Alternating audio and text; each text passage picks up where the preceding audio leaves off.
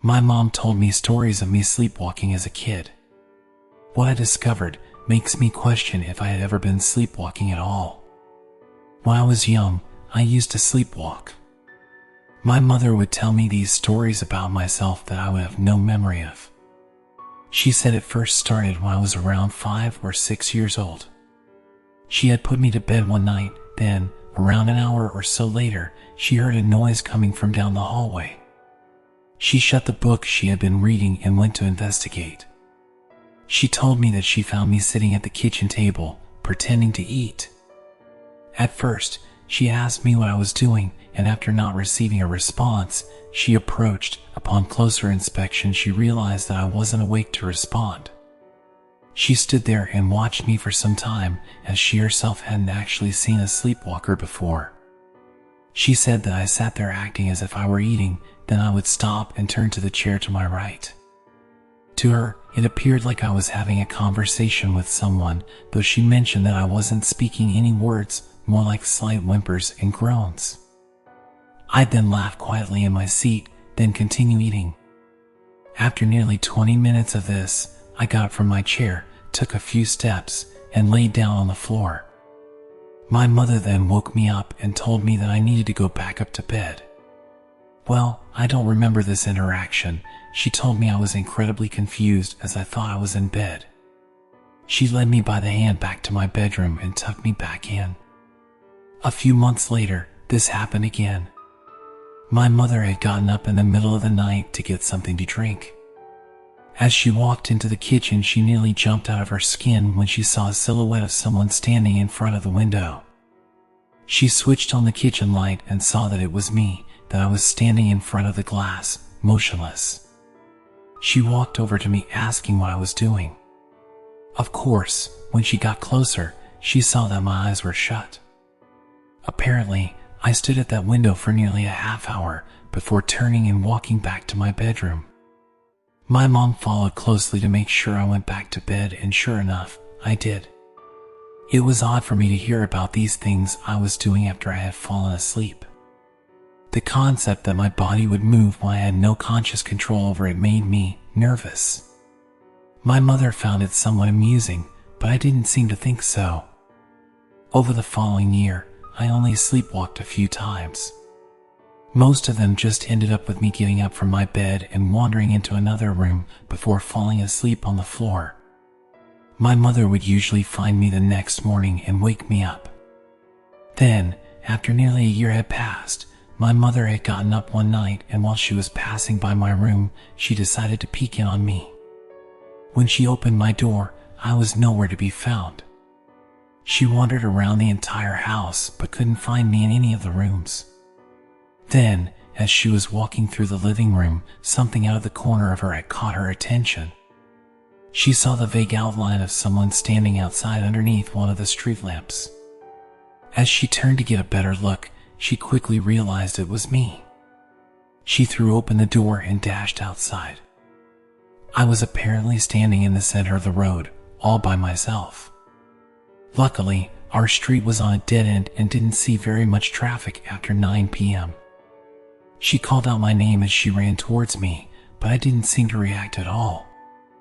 As she slowed her approach, she saw that I was gesturing with my arms as if I were having a conversation with someone. She walked up to me and grabbed my wrist. When she did this, I apparently began to freak out. I started to shout and fight against her as if she were some sort of beast attempting to devour me. A minute or two later, I had woken up and snapped out of my frenzy. When I came to, I asked my mother where I was, and she calmly explained that I had walked outside while I was sleeping. I apologized to her, and she led me back inside. The months that followed, I would sleepwalk almost every other night. It had gotten so bad that my mom had taken me to a few mental health professionals. Each of them told my mother that sleepwalking is quite common in children and that I should eventually grow out of it. They just gave her a list of things to be aware of if she finds me sleepwalking again, such as not waking me up in the middle of it or gently coaxing me back to bed, etc. These explanations didn't really put my mother at ease. She wanted something a bit more concrete. So, she kept searching until she came across a therapist who specialized in sleep disorders. It's such a bizarre part of my life that I barely remember it. All the evidence I've had that I used to sleepwalk all seemed to come from my mother telling me such. I apparently spoke with this doctor numerous times and visited him at least twice a week for 3 months straight. Then, one day my mother stopped taking me to see him, and according to her, I hadn't had a sleepwalking episode since. Nearly 15 years has passed since then, and it all just seemed more like a dream than a memory. As if it happened to somebody else, and I had just heard about it. Of course, I believed my mom. I doubt she would make up something like that. It just never really clicked that I had this problem when I was younger. That was until I was helping my mom clean out some of her things out of her basement. She was going through all her storage and was getting rid of a bunch of old stuff. While I was pulling out boxes out of the rafters, something clattered to the floor. It was a thick manila file folder that hit the ground with a thud. Hoping I didn't break anything of importance, I stopped what I was doing and picked up the folder. After glancing at it, I noticed on the front that it had my name on it with some dates. I looked around to make sure my mom wasn't nearby, and I took the folder into the back of my pants. After finishing up, I told her I'd talk to her later, and I headed back home to my house. When I got inside, I tossed my jacket on the couch and pulled out the folder. As I peeled open one end and slid the large file out, my eyes darted across the front of it. It was records of my time with the therapist. I guess he must have given my mother a copy of these to keep. All of the entries inside were each of the days I had gone to visit him. Most of them were just logs of the sessions as well as a few notes he had taken throughout. One of the last entries, however, drew my attention. It said that the therapist was going to conduct some type of hypnotherapy on me. He had me lay down on a lounge chair and began telling me to relax while continuously asking me specific questions. He asked me what I dream about, and my answer had been written down.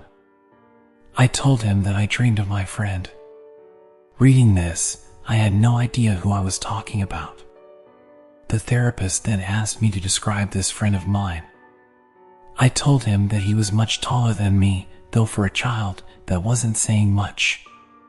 His body always seemed to be hunched over. He had long black hair that fell down to his shoulders. His arms were extremely long, like two snakes attached to the shoulders. Each of his fingers came to a point like sharpened knives. The therapist asked me to tell him what his face looked like, and apparently, I struggled to describe it. I told him that his face was blurry, like it was covered in TV static. When the therapist pressed further, apparently, I sat up in the chair, still asleep, and told the therapist to look at him for himself. I then pointed behind the therapist, and when he turned, he saw nobody there. He jotted down some notes and then asked me what my friend wanted. I told him that he wants to take me somewhere far away so we can both play together forever. He made another note, then through a series of careful statements, he rid my mind of negative dreams. Well, that's what he wrote down anyway. Since that day, I have slept peacefully without any more sleepwalking incidents. All those memories I have from the early years of my life seemed hazy, and I've nearly forgotten about them all. Despite not knowing anything about those statements I made, I couldn't help but feel a bit of familiarity with the description of this friend of mine. As I closed the file, I sighed, thinking about all the things I had said in the notes. I looked at the clock, which read 10:23 p.m. As I stood up from my chair, I saw something out of the corner of my eye. I turned and looked at my window. For the briefest of seconds, I thought I had spied someone standing outside. Someone looking at me, someone tall with long arms, with long black hair. Someone with a blurry face. I blinked my eyes, and when I opened them again, it was gone. I wanted to rationalize that what I had just seen was just a product of reading these files. That my tired mind had simply conjured this hallucination. But for some reason, I can't seem to shake this feeling that those weren't simply dreams I had been experiencing while I was a kid. That they were something much more than dreams, something much more sinister. I can feel my eyelids starting to become heavier by the minute, and for the first time in my life, I'm worried about what will happen if I fall asleep again.